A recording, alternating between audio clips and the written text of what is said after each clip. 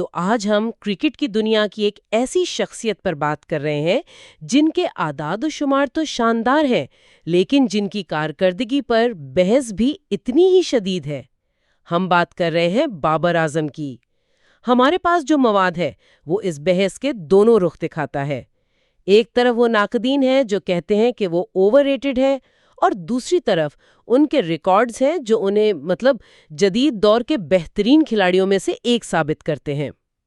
اور دیکھیں، دلچسپ بات یہ ہے کہ یہ صرف اعداد و شمار کی کہانی نہیں ہے۔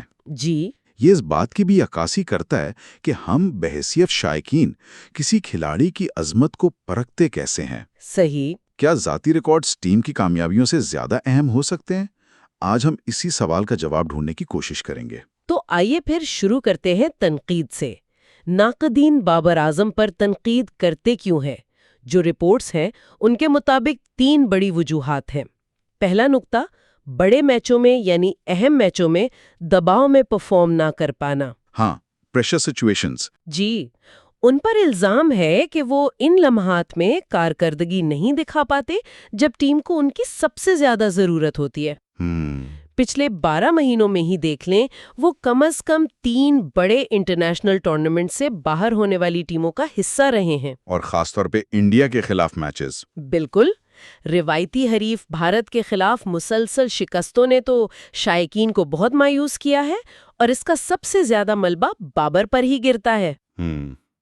یہ ایک بہت اہم نقطہ ہے، کیونکہ کسی بھی عظیم کھلاڑی کی پہچان یہی ہوتی ہے کہ وہ دباؤ میں کیسی کارکردگی دکھاتا ہے۔ اچھا، تو دوسرا نقطہ جو اٹھایا جاتا ہے وہ ہے تمام فارمیٹس میں مسلسل اچھی کارکردگی کا نہ ہونا، خاص طور پر ٹیسٹ کرکٹ میں۔ اچھا؟ جی، ذرائع کے مطابق بابر کا ٹیسٹ کیریئر اب تک ایک ڈراؤنا خواب رہا ہے۔ ڈراؤنا خواب؟ یہ تو بہت سخت لفظ ہے۔ لیکن یہ اس تاثر کو ظاہر کرتا ہے جو پایا جاتا ہے۔ اس فارمیٹ میں ان کے نام کوئی بہت بڑا اعزاز نہیں ہے۔ اس میں وہ ہوم گراؤنڈ پر بنگلہ دیش جیسی ٹیم سے شکست بھی شامل ہے جس نے پاکستان کا 1 دہائی پرانا ریکارڈ توڑ دیا تھا۔ ہاں، وہ شکست تو بہت بڑی تھی۔ اور اگر اعداد و شمار دیکھیں تو وہ لگاتار میچوں میں سینچریاں بنانے والے کھلاڑیوں میں 22ویں اور لگاتار اننگز میں نصف سینچریاں بنانے والوں میں 15واں نمبر پر ہیں۔ تو اس سے یہی ظاہر ہوتا ہے کہ جہاں ایک فارمیٹ میں وہ بہترین ہے، وہیں دوسرے میں وہ تسلسل نہیں ہے۔ بالکل۔ اور اب تیسرا اور سب سے اہم نقطہ، ٹیم کی مجموعی کامیابی میں ان کا کردار۔ اچھا۔ ناقدین کا کہنا ہے کہ بابر اعظم کی رنز بنانے کی خواہش ٹیم کی کامیابی پر حاوی نظر آتی ہے۔ مطلب وہ اپنے لیے کھیلتے ہیں؟ جی، یہی الزام ہے کہ ان کے کھیلنے کا انداز ذاتی کامیابیوں پر زیادہ مرکوز ہے، نہ کہ میچ جتوانے والی اننگز پر۔ اور یہ تنقید ان کی کپتانی کے دور میں اور بھی شدید ہوئی جب ٹیم کی کارکردگی مسلسل گرتی رہی، جس کے نتیجے میں انہیں ستمبر 2024 میں ون ڈے اور T20 کی کپتانی سے ہٹنا پڑا۔ لیکن اب کہانی کا دوسرا رخ دیکھتے ہیں۔ جی، اگر ہم اس ساری تنقید کو ایک طرف رکھ دیں اور صرف اعداد و شمار پر نظر ڈالیں تو ایک بالکل مختلف تصویر سامنے آتی ہے، خاص طور پر وائٹ بال کرکٹ میں۔ ٹھیک ہے۔ ون ڈے انٹرنیشنلز میں یہاں تو بابر کا کوئی مقابلہ ہی نہیں ہے۔ وہ صرف 97 میچوں میں تیز ترین 5000 ون ڈے رنز بنانے کا عالمی ریکارڈ رکھتے ہیں۔ 1 منٹ، 97 میچوں میں؟ یہ تو ناقابل یقین ہے۔ جی بالکل، اور وہ 82 میچوں میں تیز ترین 4000 رنز بنانے والے دوسرے کھلاڑی ہیں۔ واہ! اور یہی نہیں، وہ ون ڈے کرکٹ میں سب سے زیادہ player of the series awards حاصل کرنے والے دوسرے کھلاڑی ہیں، 5 ایوارڈز۔ اور وہ لگاتار 3 سینچریاں بنانے والا کارنامہ بھی تو ہے ان کا۔ جی، وہ بھی، اور ان کے نام ون ڈے میں 19 سنچریاں ہیں۔ یہ کسی بھی لحاظ سے غیر معمولی کامیابی ہے۔ یہ اعداد و شمار تو واقعی حیران کن ہے، یہ کسی عام کھلاڑی کے نہیں ہو سکتے۔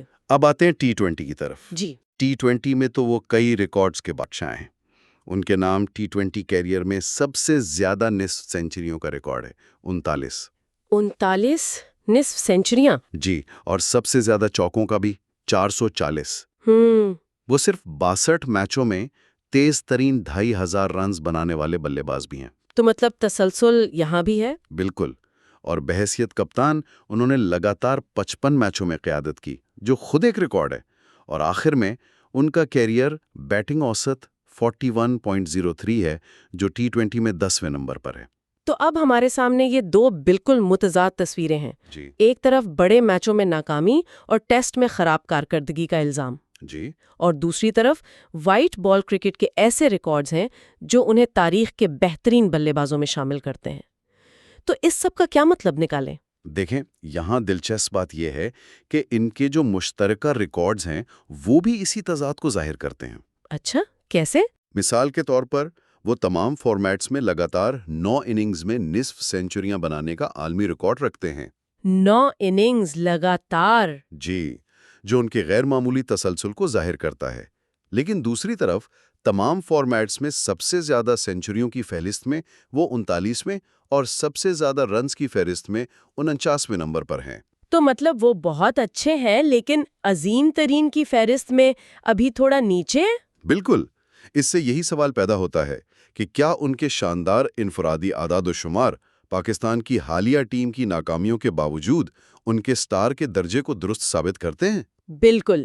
یہ بحث اسی نقطے پر آ کر رک جاتی ہے کہ کیا ایک کھلاڑی کی عظمت کا پیمانہ صرف اس کے ذاتی ریکارڈز ہیں یا ٹیم کو ٹرافیاں جتوانے کی صلاحیت؟ اور یہی وہ سوال ہے جس کا جواب شائقین اور ماہرین اپنے اپنے انداز سے دیتے ہیں.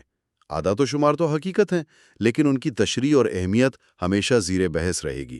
تو آج کی گفتگو کا خلاصہ یہ ہے کہ بابر اعظم ایک ایسے کھلاڑی ہیں جن کے کریئر کے دو بالکل مختلف پہلو ہیں. جی ایک پہلو اعداد و شمار کا ہے جہاں وہ بلا شبہ ایک لیجنڈ ہے، اور دوسرا پہلو تنقید کا ہے جو ان کی میچ جیتنے کی صلاحیت اور بڑے مقابلوں کی کارکردگی پر سوال اٹھاتا ہے.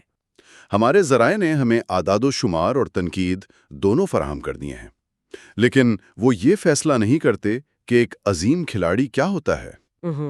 اور آج کی گفتگو کے بعد سوچنے کے لیے ایک سوال یہ ہے کہ کرکٹ کا مستقبل کس چیز کو زیادہ اہمیت دے گا؟